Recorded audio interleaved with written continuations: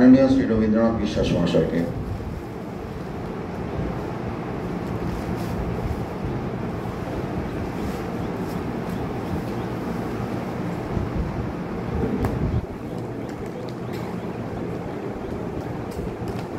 উপস্থিত সকলকেই এসডিএমটির তরফ থেকে স্বাগত।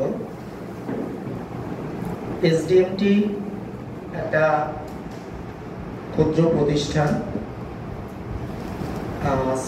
ইনস্টিটিউট অফ ইন্ডোলজিক্যাল স্টাডিজ, যে প্রতিষ্ঠানের কাজ আমরা 1 বছর আগেও তার প্রমাণ পেয়েছিলাম। 7-8 জন গবেষক ছিলেন। শিক্ষার বিভিন্ন দিক নিয়ে এই প্রতিষ্ঠান কাজ করে। শিক্ষা, সাহিত্য, জ্যোতির্বিজ্ঞান, এই অংশটা হচ্ছে আঞ্চলিক ইতিহাস। এই আঞ্চলিক ইতিহাস নিয়ে গবেষণাটাও এই প্রতিষ্ঠানের একটা অন্যতম কাজ। এই কাজে সমাজের বিভিন্ন স্তরের মানুষ অবশ্যই শিক্ষার সঙ্গে জড়িত। সেই তাতে 50-60 ঊর্ধ্ব মানুষ যেমন আছেন, তেমনি স্কুল কলেজের ছোট ছোট ছেলেমেয়েরা, মধ্যবয়সীরা, তারাও আছে। ইতিহাস আমরা কম বেশি সবাই জানি এবং বহু ইতিহাসের বইও আছে, গবেষক আছেন। কিন্তু এর আড়ালেও কিছু ইতিহাস, স্থানিক ইতিহাস, আঞ্চলিক ইতিহাস, যেটা বিভিন্ন অঞ্চলে, বিভিন্ন গ্রামে, শহরে, কোণে অনেক কিছু আছে, যার খবর হয়তো আমরা পাই না বা আছে, তার সেইভাবে মানুষের কাছে তুলে ধরার মতো গ্রন্থ আমাদের হাতে এসে পৌঁছায় না।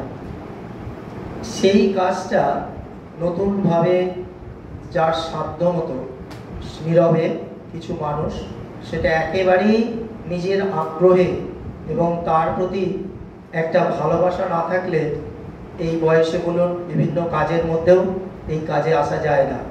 সবাই আমরা কম বেশি সকলেই আমরা ব্যস্ত, পড়াশোনা নিয়ে, জীবন জীবিকার তাগিদে, সমাজের নানা টানাপোড়েনের মধ্যে সবাই ব্যস্ত।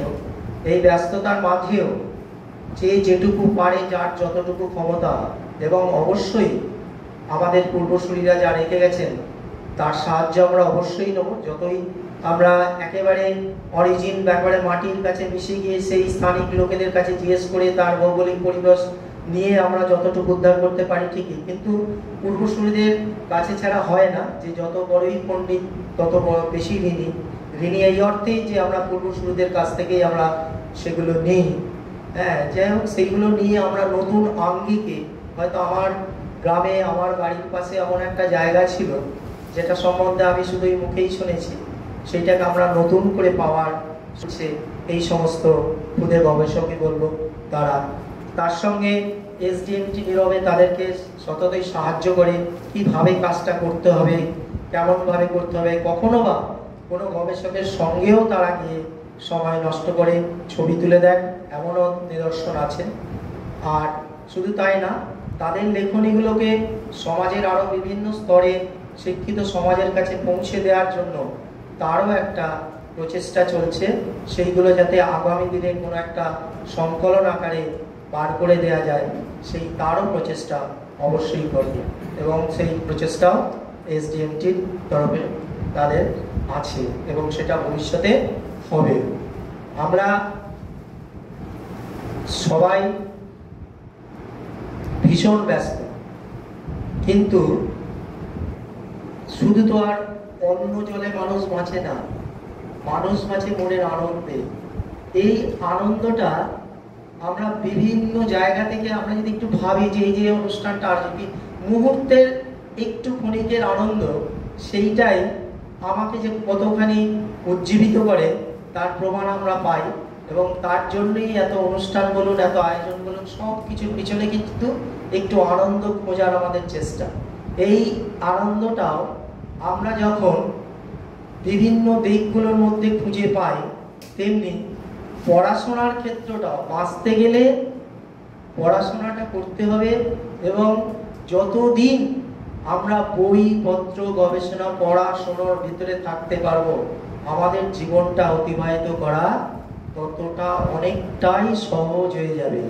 জীবনের টানাপোড়েন, টেনশন, দুশ্চিন্তা নেই এমন মানুষ নেই, কিন্তু এই মধ্যেও এই আনন্দের সন্ধানটা আমাদের করে নিতে হবে এবং তার একটা যেন দিক আমাদের এই এসডিএমটি করে দিয়েছে এবং আগামী দিনেও গবেষকদের পাশে থাকবে।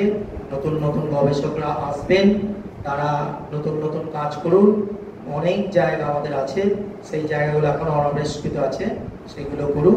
এসডিএমটি সর্বদাই তাদের পাশে থাকে, সর্বতভাবে সাহায্য করবে। তাদের দীর্ঘায়ু কামনা করি, সকলের ভালো থাকুন। আরো নতুন করে আমরা এই প্রতিষ্ঠানকে এগিয়ে নিয়ে যাওয়ার চেষ্টা করি। সকলের ঐকান্তিক ইচ্ছা এবং আমাদের প্রচেষ্টা তার পাশে আছে, থাকবে। নমস্কার।